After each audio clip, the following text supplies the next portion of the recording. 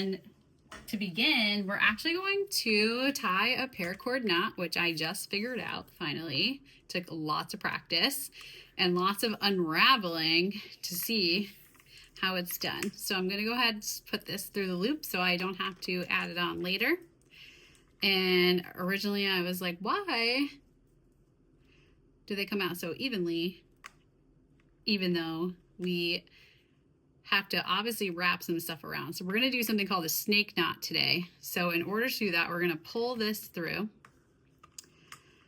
Think about how long we want our keychain to be.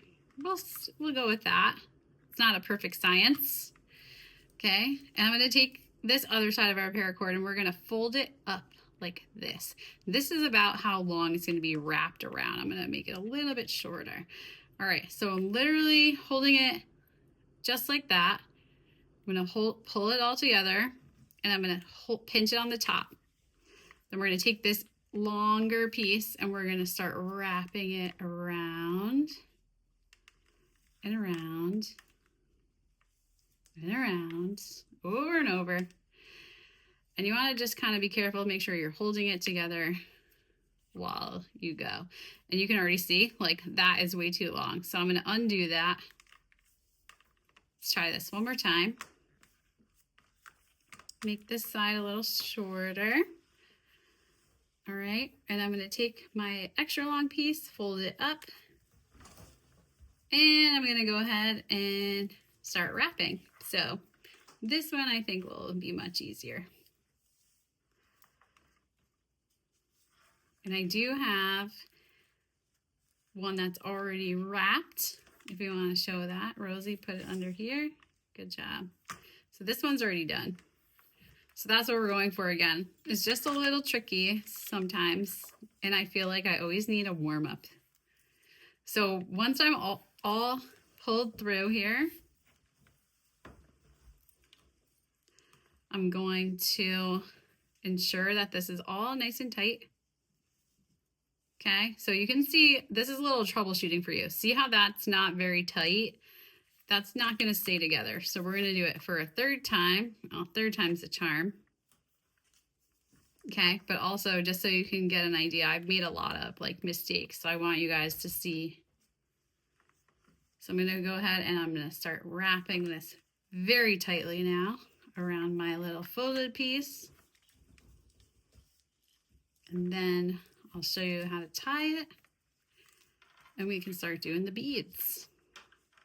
I watched a bunch of tutorials and a lot of them really were confusing. So I figured let's put this all in one shot. So you have this little loop down here from the part you folded. So you're going to take this loose piece that you just were wrapping around. We're going to slip that through. And that's going to create our little knot on the end. But what is really cool is this knot will slip. I happen to get it even, which is crazy, but you can move these up and down from here. And so you get the length that you want in case you have to make adjustments to try to make it even. Okay, so that was awesome. We're gonna leave that here for now. It's tied and ready to go. All right, eventually we're gonna add it on to this carabiner ring. It's gonna be super cute. So I already prepared a couple of pieces of ribbon here. Some teacher ribbon, so cute. And I'm gonna do a third one. So we're gonna add the pencil ribbon. And I wanna try to make it the same length. So I just got this tool that's awesome. So that we don't have to use a lighter or scissors. This thing does it all at once. It's called Beadsmith Thread Zap #2. I'm just getting familiar with it still, but so far so good. It does get very hot, so you want to make sure you don't leave this out for kids anywhere. So I'm going to go ahead and just open it up. It has a button here, and that's how it starts. So I know I want to cut my ribbon right there. And the reason you want heat is because you want to make sure that your thread or your ribbon doesn't fray. So when you heat it up, it melts the wax. This thing is so cool. Look at that. And now this isn't going to fray anywhere, which is amazing. So I'm just going to close this back up. That's actually how I cut this paracord too. I got a big roll.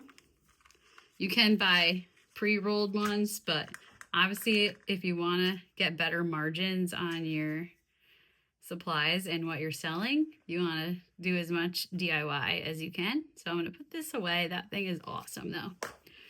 All right. So I would like to, I'm going to tie these all together to start.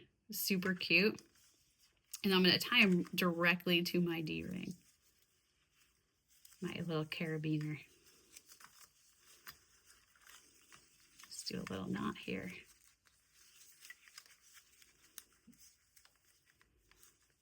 It's like so cute. I love this.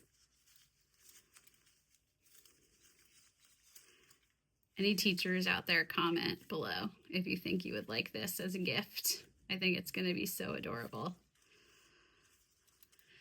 So, actually, you know what would be cool, Rose, is if we had a hole puncher.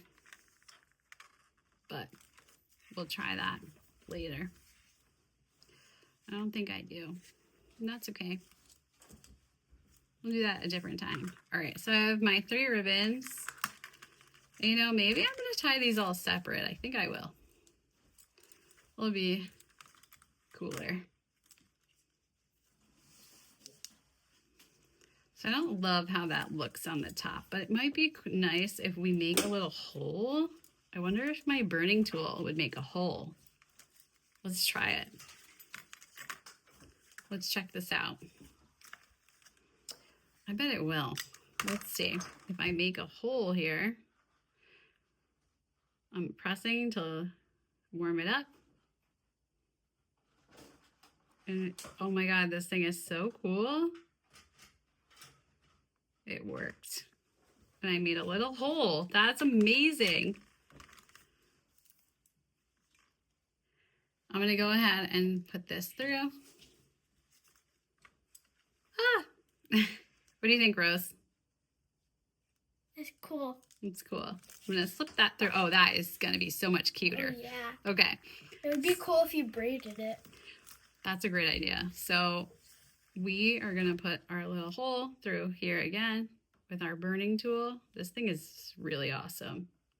When I first opened it, I wasn't sure if I liked it because I felt like it was too hot.